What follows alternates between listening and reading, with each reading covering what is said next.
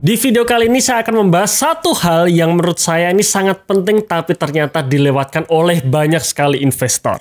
Dan sekali lagi ya, ini sangat-sangat penting. Apa itu?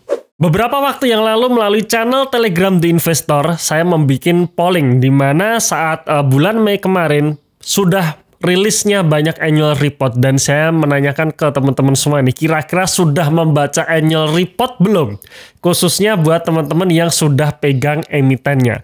Ternyata 49% menjawab belum. Ya, sedangkan 24% tidak tahu cara mendapatkan annual report. Kemudian ada beberapa komentar juga ya. Adakah tips agar kita baca poin-poin pentingnya saja di annual report? Kemudian yang kedua dari Bu Sri Hidayati tidak tahu cara mendapatkan annual report.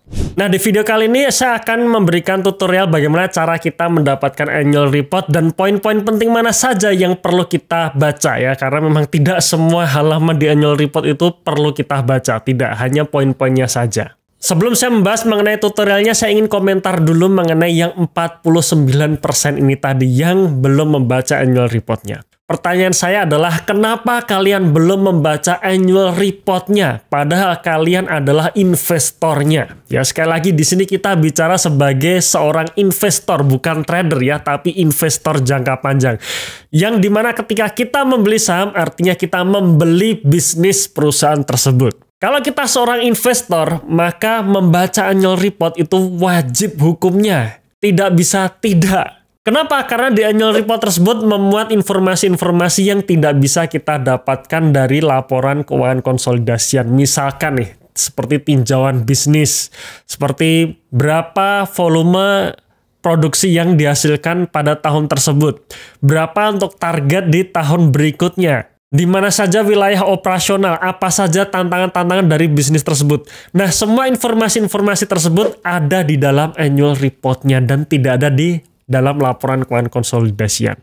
Maka kita sebagai investor jangka panjang, wajib hukumnya kita harus membaca annual report. Ya, jadi sekali lagi wajib ya membaca annual report.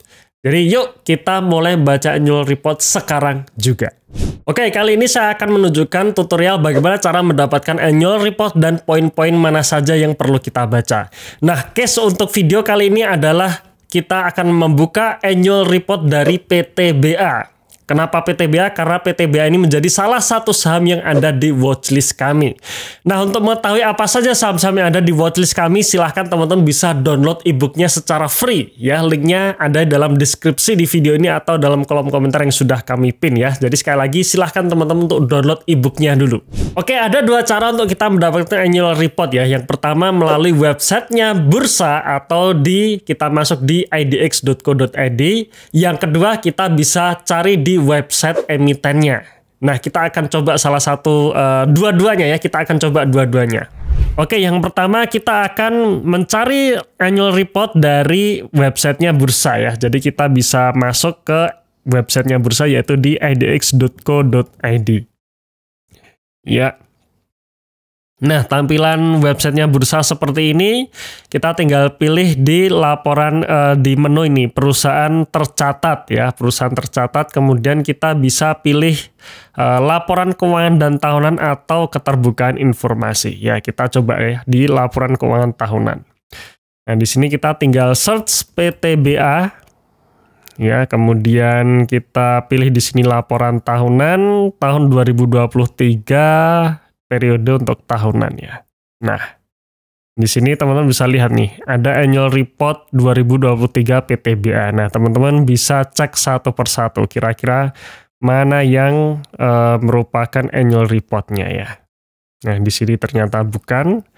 Kita coba lagi dan seterusnya ya. Jadi teman-teman bisa lihat satu persatu, download sampai nanti ketemu annual reportnya. Iya, seperti ini ya. Atau cara yang kedua, teman-teman bisa mendapatkan annual report lewat website emitennya. Ya, kita buka aja PT Bukit Asam. PT Bukit Asam ya. Kita searching di sini ada www.ptba.co.id. Kita masuk ke websitenya PTBA. Nah, untuk kita tahu laporan-laporan dari laporan-laporan keuangan ya dari emitennya, kita bisa cari di menu yang ada kata-kata investor ya. Di sini ada laporan, ada hubungan investor. Ya, keterbukaan informasi dividen. Nah, di sini ada laporan. Ya, di sini ada laporan tahunan. Kita tinggal masuk di sini dan kita dapatkan nih laporan tahunan tahun 2023. Tinggal kita download. Nah, kita sudah menemukan annual report untuk PTBA tahun 2023. Oke, nah sekarang kita sudah mendapatkan annual report PTBA tahun 2023. Apakah perlu dibaca semua halamannya? Menurut saya tidak perlu ya. Jadi bayangkan annual report PTBA itu ada 743 halaman. Ya kayaknya nggak perlu dibaca semua.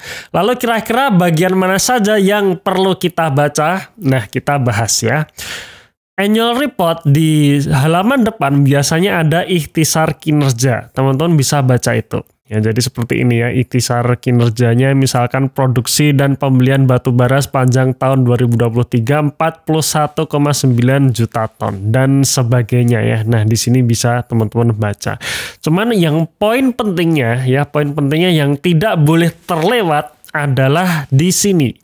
Analisis dan pembahasan manajemen, dan ini teman-teman wajib baca semua ya, analisis dan pembahasan manajemen ya, dari 188 ya, halaman 188 sampai selesai. Nah, sekarang kita cek nih apa saja yang ada dalam analisis dan pembahasan manajemen.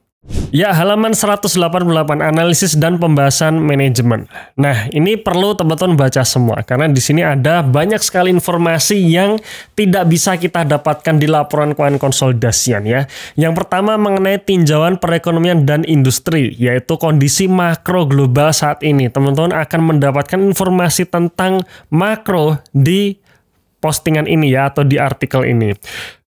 Kemudian selain dari industri, selain dari ekonomi makro, di sini teman-teman juga ada mendapatkan informasi mengenai analisis industri batu bara ya. Jadi industrinya sendiri juga dibahas di sini.